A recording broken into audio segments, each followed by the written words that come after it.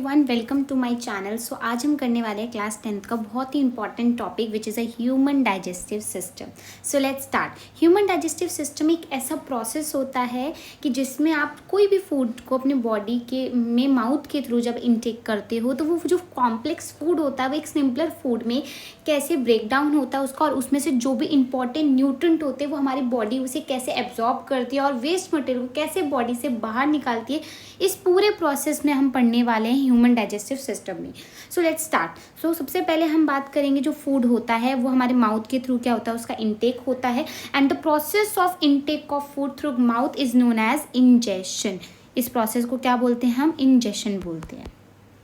ठीक है, उसके बाद जैसे ही फूड क्या है माउथ के अंदर आ गया तो माउथ के अंदर प्रेजेंट होते हैं टीथ। इन टीथ का काम क्या होता है, ये फूड को अच्छे से च्यू करते हैं, फूड को अच्छे से क्या करेंगे, कॉम्प्लेक्स फूड को सिंपलर फूड में ब्रेक डाउन करने का काम करेंगे। हमारे माउथ के अंदर सलाइवा प्रेजेंट होता है जो फूड के साथ मिक्स होकर उस फूड को अच्छे से सॉफ्ट बनाता है।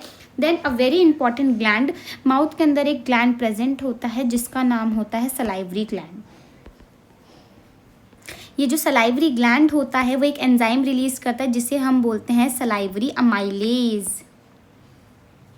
और ये एंजाइम जो होता है वो स्टार्च को शुगर में ब्रेक डाउन करता है। दैट मीन्स जो स्टार्च का डाइजेशन होता है वो माउथ में ही स्टार्ट हो जाता है। देन उसके बाद जो फूड होता है वो आपका क्या होता है, फूड पाइप के थ्रू, ईसोफेगस के थ्रू जाता है। और यहाँ पर एक बहुत ही इंपॉर्टेंट मूवमेंट होती है जिसे हम बोलते हैं पेरिस्टाल्सिस मूवमेंट। मूवमेंट क्या होती है, तो एक rhythmic and contraction and relaxation होती है मसल्स की, जिससे जो फूड होता है वो नीचे की तरफ पुश होगा और जो फूड होगा वो स्टमक के थ्रू इजिली क्या है, जा पाएगा। ठीक है, देन उसके बाद जो फूड होता है वो एंटर करता है स्टमक में। स्टमक में जो होता है गैस्ट्रिक ग्लैंड प्रेजेंट होता है। गैस्ट्रिक ग्लैंड जो होता है वो गैस्ट्रिक जूस सिक्रेट करेगा।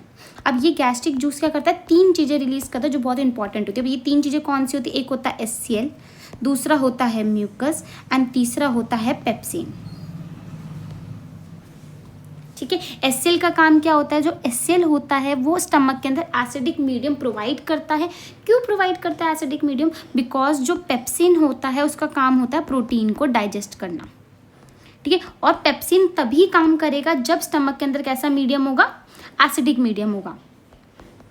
तो इसलिए HCl एसिडिक मीडियम क्रिएट करता है स्टमक के अंदर और क्या करता है, पेप्सिन को एक्टिवेट करेगा ताकि प्रोटीन डाइजेशन जो है वो स्टार्ट हो सके। देन ऑल्सो म्यूकस भी इसलिए रिलीज होता है ताकि जो स्टमक की इनर लाइनिंग है उसको क्या है, प्रोटेक्ट कर सके HCl से। ओके, अब यहाँ पर जो फूड है वो अच्छे से मिक्स होगा, ब्रोक डाउन होगा, और अब जो यहाँ पे फूड प्रेजेंट होगा उसको हम क्या बोलेंगे, काइम बोलेंगे। ठीक है, अब ये जो काइम होता है वो एंटर करता है स्मॉल इंटेस्टाइन में। Small intestine it is the site of complete digestion of the food. ठीक है, अब स्मॉल इंटेस्टाइन में क्या क्या हो रहा है वो हम देखते हो। सबसे पहला काम जो लीवर होता है वो बाइल जूस सिक्रेट करता है। ठीक है, और ये बाइल जूस स्टोर कहाँ होता है, बाइल जूस स्टोर होता है गॉल ब्लैडर में। ठीक है, पैनक्रियाज जो होता है वो पैनक्रियाटिक जूस सिक्रेट करता है। ठीक है, अब देखो डाइजेशन क्या क्या हो रही है। तो सबसे पहले लीवर से क्या आया, बाइल जूस आया। बाइल जूस का काम होता है फैट ग्लोब्यूल्स को स्मॉल ड्रॉपलेट्स में क्या करना, डिवाइड करना, ब्रेक डाउन करना। पैनक्रियाटिक जूस जो होता है वो 3 एंजाइम रिलीज करता है। एक होता है अमाइलेज, जो अमाइलेज जो होता है वो कार्बोहाइड्रेट को डाइजेस्ट करता है। जो ट्रिप्सिन होता है वो प्रोटीन को डाइजेस्ट करता है, और जो लाइपेज होता है वो फैट को डाइजेस्ट करता है। ओके, देन आता है इंटेस्टाइनल ग्लैंड जो होते हैं वो इंटेस्टाइनल जूस सिक्रेट करते हैं, जो क्या करते हैं, कंप्लीट डाइजेशन करेंगे। कंप्लीट डाइजेशन में क्या होता है कि जो इंटेस्टाइनल जूस होते हैं वो इंटेस्टाइनल ग्लैंड सिक्रेट करती है। ये कार्बोहाइड्रेट को सिंपल शुगर में ब्रेक डाउन करते हैं, प्रोटीन को अमाइनो एसिड में ब्रेक डाउन करेंगे, और फैट को फैटी एसिड एंड ग्लिसरॉल में। ये काम जो होता है वो इंटेस्टाइनल जूस करता है। तो कंप्लीट डाइजेशन हमें कहाँ देखने को मिलती है, स्मॉल इंटेस्टाइन में मिलती है। उसके बाद क्या होता है कि जो भी वेस्ट मटेरियल होगा, मतलब कि अनडाइजेस्टेड फूड होता है वो एंटर करता है स्मॉल इंटेस्टाइन में। अब जो भी अनडाइजेस्टेड फूड में अगर एक्स्ट्रा वाटर प्रेजेंट है तो उसे हमारी बॉडी क्या कर लेती है, एब्जॉर्ब कर लेती है। बाकी जो भी फूड होगा अब वो क्या बन गया, सॉलिड वेस्ट बन गया, जो क्या होगा, एनल स्फिंक्टर के थ्रू, एनएस के थ्रू बॉडी से क्या हो जाता है, बाहर हो जाता है। पहले वेस्ट रेक्टम में स्टोर होगा एंड देन वेस्ट जो होगा बॉडी से बाहर हो जाएगा एनएस के थ्रू, और इस पूरे प्रोसेस को हम क्या बोलते हैं, ईजेशन। ई से याद रखो, मतलब एग्जिट मतलब बाहर निकलना। तो लाइक जो भी वेस्ट फूड होगा वो बॉडी से क्या होगा, बाहर हो जाएगा।